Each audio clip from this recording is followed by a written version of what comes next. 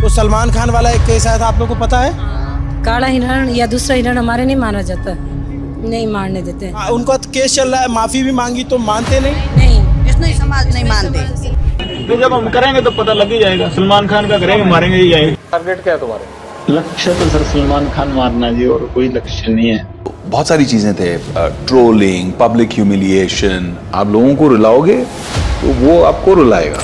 Pressure बना कि मुझे फिल्में नहीं आ रही थी, that was my source of income, उसी से मेरा घर चलता था।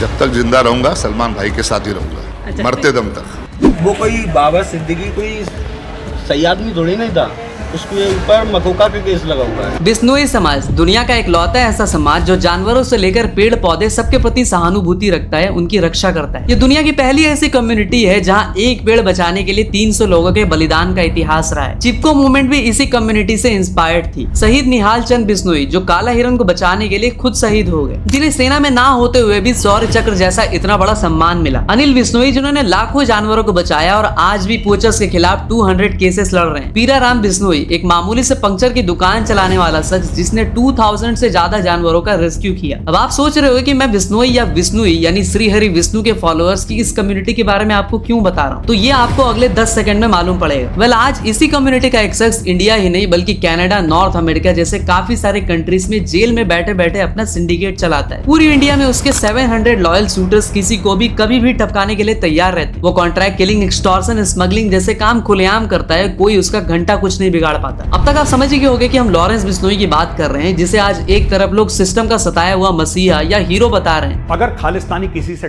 डरते हैं तो लॉरेंस बिश्नोई से डरते हैं। इनकी टांगें कांपती हैं लॉरेंस बिश्नोई। कहाँ लिखा है कि क्रिमिनल को नहीं पढ़ना चाहिए? चंडीगढ़ यूनिवर्सिटी के लड़के जेल से ऑपरेट कर रहे हैं, पंजाब यूनिवर्सिटी के लड़के नहीं कर रहे हैं। यहाँ से लेके यूएस और कनाडा उनका जलवा है। जेल में बैठ के सलमान खान को।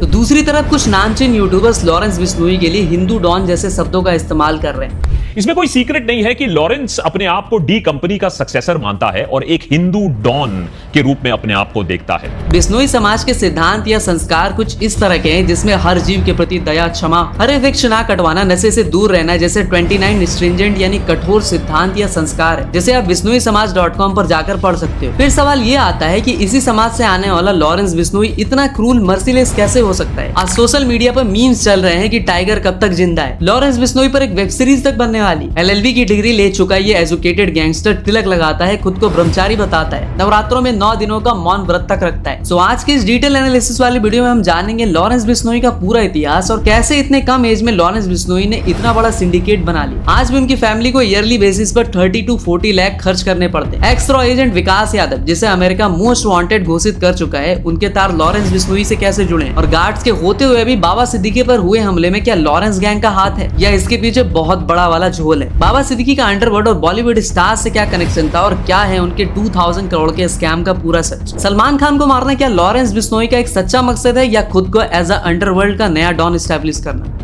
तो जब हम करेंगे तो पता लग ही जाएगा। सलमान खान का करेंगे, मारेंगे ही जाएंगे। टारगेट क्या है तुम्हारे? लक्ष्य तो सर सलमान खान मारना जी, और कोई लक्ष्य नहीं है। साहिब सलमान और लॉरेंस के इस वीडियो में हम जानेंगे इन सारे सवालों के जवाब और इस हाई प्रोफाइल कॉन्ट्रैक्ट किलिंग का पूरा सच। तो सवाल है काफी, जवाब है कम, इंट्रो हो चुकी है काफी लंबी, इसलिए जल्दी से करते हैं वीडियो का प्रारंभ।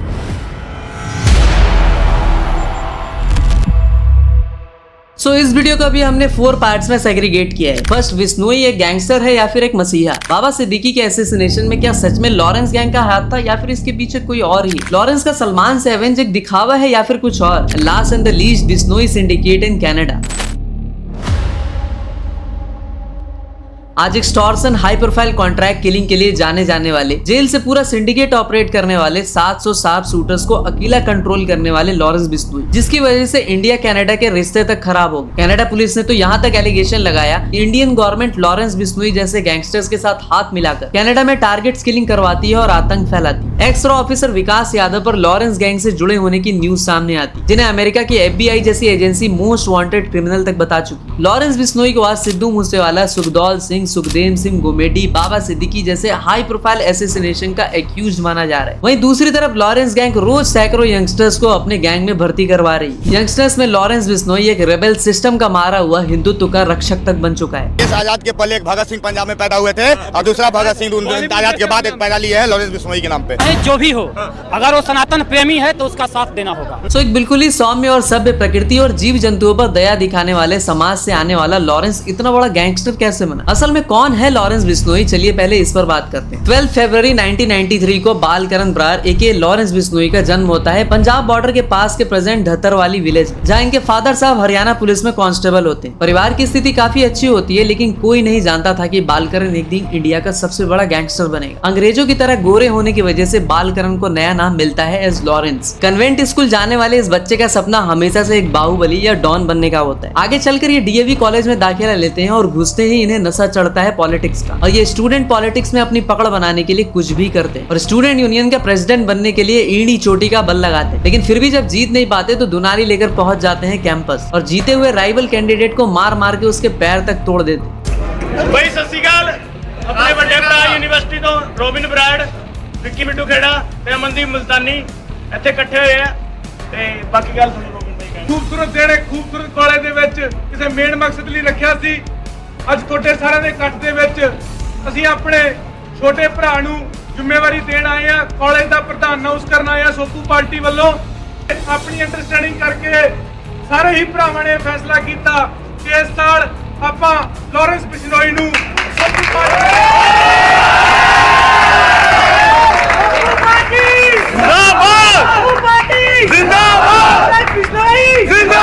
लेकिन लॉरेंस बिश्नोई की जिंदगी में सबसे बड़ा मोड़ तब आता है जब डीएवी कॉलेज में उनका पहला प्यार यानी उनकी गर्लफ्रेंड को जिंदा जला के मार दिया जाता है। और ऐसा माना जाता है कि इसी इंसिडेंट ने इस मामूली से लड़के को एक खूंखार गैंगस्टर बना दिया। कॉलेज में मिली हार से भी बड़ी बात ये हुई कि इस रंजिश में राइवल ग्रुप ने लॉरेंस की गर्लफ्रेंड को जिंदा जला दिया। स्कूल के टाइम से दोनों साथ में थे और डीएवी कॉलेज में भी ये साथ में ही एडमिशन लिए थे। ऐसा कहा जाता है कि इस इंसिडेंट के बाद ही लॉरेंस बिश्नोई एक जानवर बन गया। उसके अंदर गुस्सा और रिवेंज का ऐसा सैलाब फूटा कि उसने गैंगस्टर वर्ल्ड में अपने कदम रख दिए। दूसरे छात्र नेताओं पर अटैक करने से लेकर लॉरेंस पर मर्डर, अटेम्प्ट टू मर्डर जैसे काफी सारे चार्जेस लगे। तो यहीं से लॉरेंस बिश्नोई एक स्टूडेंट लीडर से एक गैंगस्टर की दुनिया में पहली बार अपना नाम दर्ज करवाया। इवन राइवल कैंडिडेट के मैनेजर की कार तक जला दी और जेल भी गए। इसके बाद आतंक का दूसरा नाम बन चुके लॉरेंस के कंधे पर गैंगस्टर वर्ल्ड का दूसरा स्टार तब लगा जब उन्होंने पंजाब यूनिवर्सिटी में लॉ की डिग्री लेने के लिए पहुंचे। एलएलबी की डिग्री करते टाइम लॉरेंस मिले गोल्डी बरार, संपत नेहरा, वीरेंद्र प्रताप सिंह, काला राणा यानी अमनदीप मुल्तानी जैसे सिमिलर आइडियोलॉजी रखने वाले लोगों से। और जब मिल बैठेंगे चार यार तो खूब जमेगा रंग। सो इसी पंजाब यूनिवर्सिटी में नींव पड़ी लॉरेंस गैंग की और आगे चलकर ये सारे लोग लॉरेंस गैंग के को फाउंडर, मेरा मतलब की मेंबर बने। और इन सब ने एक्सटॉर्शन यानी हफ्ता वसूली, सरल शब्दों में फिरौती से दबा के पैसे छापे। क्या रे, बीड़ी पीगा? नहीं भाई। तू सिगरेट पीता है ना, बहुत माल है तेरे पास। नहीं भाई। अब तक क्यों नहीं भेजा रे? धंधा बिल्कुल डाउन है भाई। लॉरेंस गैंग ने कभी भी चिंदी चोरी वाली फिरौती नहीं की। शुरुआत में लीकर माफिया से पैसे ऐंठने से लेकर इन्फ्लुएंसर लोग, पंजाबी सिंगर सबको धमकाया। रिसेंटली अभी साउथ दिल्ली बेस्ड बिल्डर को लॉरेंस गैंग के सबसे पावरफुल इंसान यानी रोहित गोदारा का फोन आता है और 5 करोड़ की डिमांड की जाती है। हेलो, मैं रोहित गोदारा बोल रहा हूँ, तू जहाँ भी छुप ले, वी आर लाइक शैडोज, हम तुझे नहीं छोड़ेंगे। कुछ इसी तरह सैनिक फार्म के एक रियल एस्टेट डेवलपर को भी एक्सटॉर्शन का कॉल आया और साउथ दिल्ली के ही ग्रेटर कैलाश एरिया से एक म्यूजिक प्रोड्यूसर को भी सेम फोन कॉल आए और दोनों से ही 5 करोड़ की डिमांड की। गाजियाबाद के एक ट्रेडर को भी 2 करोड़ की एक्सटॉर्शन मनी का कॉल आया। और इसी साल कुछ महीने पहले 12 सितंबर को GK1 जिम के ओनर नादिर शाह को गोली मार दी एंड ही कुडंट सर्वाइव। और इस मर्डर में भी एक 26 साल का योगेश एके राजू पुलिस के हत्थों चढ़ा। पुलिस को बाद में पता चला कि ये भी लॉरेंस बिश्नोई और हासिम बाबा गैंग का मेंबर है। पहले GK1 जिम के ओनर नादिर शाह के पार्टनर कुणाल छावड़ा को 10 करोड़ के एक्सटॉर्शन मनी का कॉल आया। उन्होंने नादिर को जब ये बात बताई तो नादिर ने कहा कि उनकी पहचान बहुत ऊपर तक, उन्हें इस तरह के कॉल्स को इग्नोर करना चाहिए। इसीलिए कुणाल छावड़ा को छोड़कर नादिर शाह को ही रास्ते से हटा दिया गया। इसी सेम लॉरेंस बिश्नोई गैंग से एक टाइम पर हनी सिंह को भी धमकी मिली। आपको भी कोई धमकी मिली है क्या? हाँ, पिछले साल मिली थी ना, सेम गैंग से, सिद्धू वाले गैंग से, जिन्होंने सिद्धू को मारा। हाँ। पिछले साल क्या नाम है उस गैंग का? गोल्डी बराड़। गोल्डी बराड़। हाँ, तो लॉरेंस की कहानी पर वापस आते हैं। 2013 में पंजाब यूनिवर्सिटी में जब लॉरेंस ने अपना कैंडिडेट खड़ा किया तो जीत की गारंटी को 100% पक्का करने के लिए राइवल नॉमिनी को ही मार दिए। फिर 2014 में राजस्थान पुलिस ने लॉरेंस को पकड़ा और आज तक वो जेल से बाहर नहीं निकल पाया। लेकिन एक ऐसा जेल जहाँ मीडिया को इंटरव्यू देने से लेकर VPN का इस्तेमाल करना, पूरा सरगना चलाना, सब कुछ पॉसिबल। तो अगले पॉइंट में हम जानेंगे कि बिश्नोई ने जेल से इतने बड़े एम्पायर को खड़ा कैसे किया। आज खालिस्तानी से लेकर Canada government, US government Lawrence Bishnoi से इतनी परेशान क्यों है और क्यों मीडिया लॉरेंस को अगला दाऊद भी बतला रही।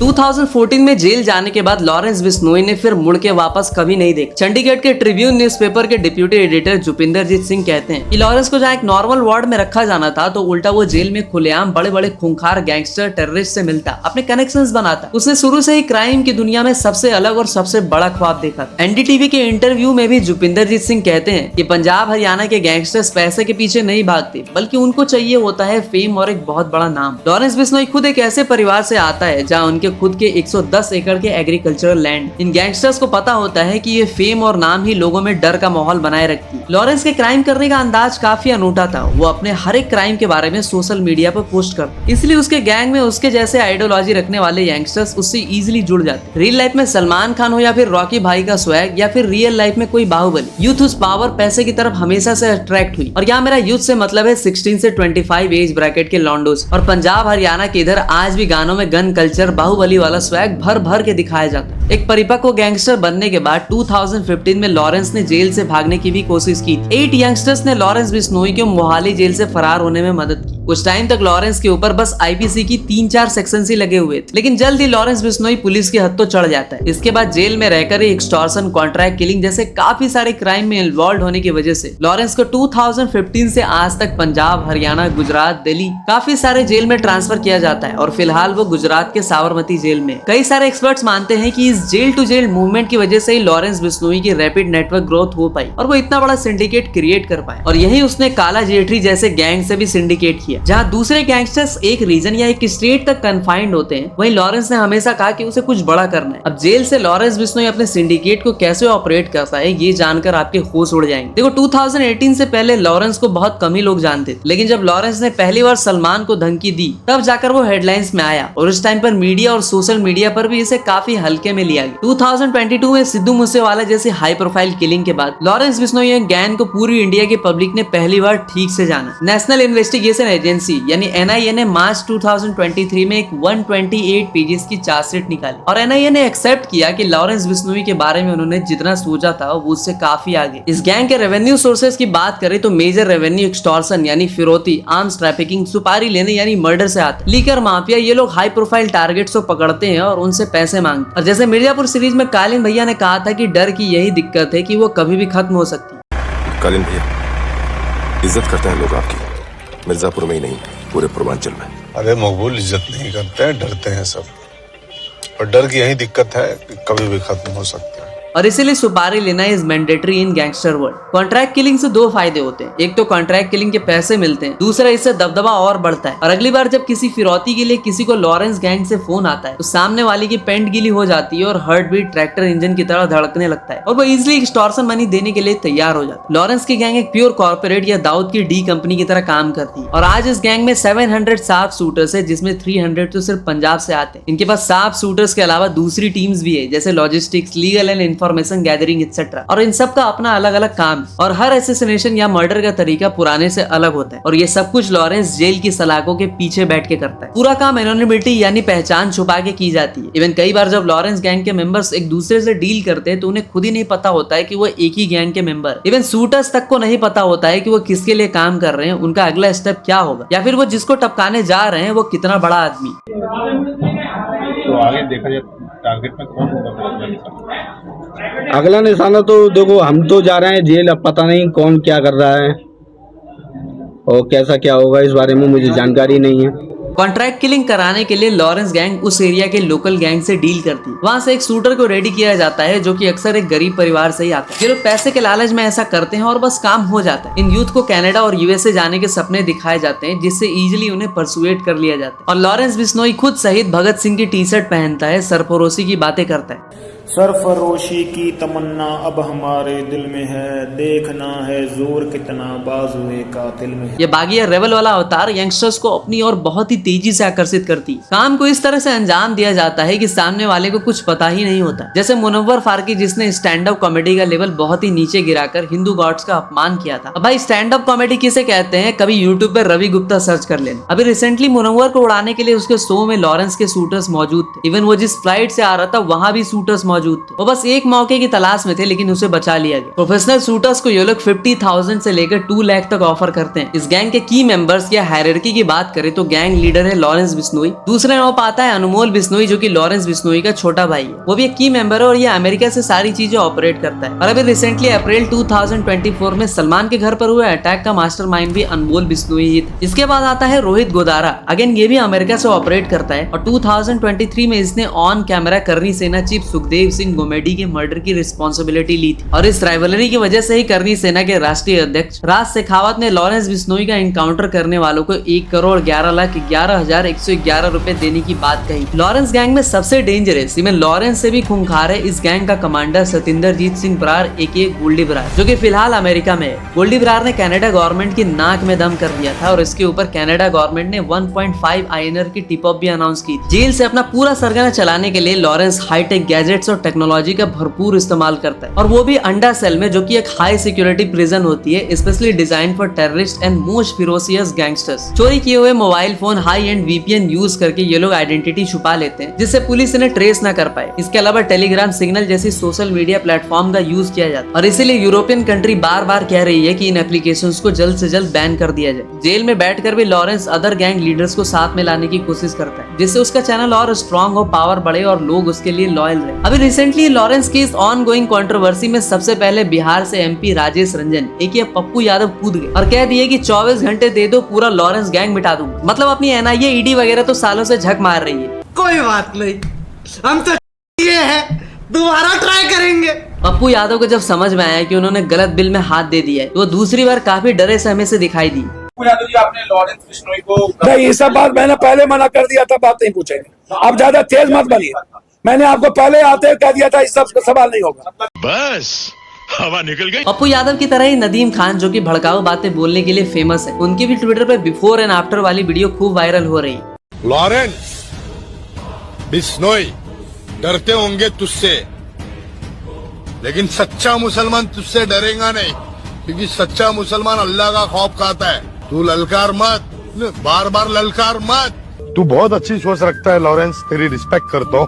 देखो, रील हो या रियल लाइफ, गैंगस्टर्स कितने भी लेवल पे चला जाए, गैंगस्टर वर्ल्ड में अपने कंधे पर कितने भी स्टार लगवा ले, उसका अंत वाइस सिटी की तरह वेस्टेड ही होता है। क्योंकि रियल लाइफ में अपने क्राइम्स को खत्म करने के लिए कोई चीट कोड नहीं होता। आप उस दलदल से वापस नहीं आ सकते हो। अब जिनको लगता है कि सलमान को धमकी देना तो भैया बस पब्लिसिटी स्टंट था, तो आपको बता दूं कि सलमान खान की कॉन्ट्रैक्ट किलिंग के लिए 25 लाख खर्च कर दिए गए। 8-10 महीने की प्लानिंग की गई थी। पाकिस्तान से गन्स मंगाने का भी प्लान था। उन गन्स में AK-46, AK-92S, M16 राइफल और टर्किश मेड जिगाना पिस्टल भी शामिल। लेकिन सलमान के बाद भी आज 100 से ज्यादा ब्लैक बक मारे जा चुके हैं, फिर भी लॉरेंस सलमान के पीछे क्यों पड़ा है? और बाबा सिद्दीकी के मर्डर में क्या सच में बिश्नोई गैंग का हाथ था, या फिर लॉरेंस का नाम लेकर किसी और ने ही कांड किया है? इन दोनों टॉपिक्स तो हमारे पास आपको बताने के लिए ऐसे ऑथेंटिक एंड शॉकिंग डेटा है, जिसे जानकर आपके भी होश फाख्ता हो जाएंगे। लेकिन एक वीडियो में सब कुछ बताना पॉसिबल नहीं होता और अक्सर आप में से काफी सारी ऑडियंस लंबी वीडियोस देखना पसंद नहीं करते। इसलिए इन दोनों ही मुद्दों पर हम अगले पार्ट में डिटेल में फैक्ट एंड डेटा के साथ बात करेंगे। तब तक आप कमेंट में पार्ट 2 जरूर से स्पैम करना। जस्ट 500 कमेंट्स का छोटा सा टारगेट रखते हैं, उसके बाद सेकंड पार्ट लेकर तुम्हारा भाई प्रेजेंट हो जाए। बहुत छोटा सा टारगेट है, तो जल्दी से पूरा करा दो। जल्दी मिलते हैं अगले पार्ट में, तब तक के लिए हर हर महादेव।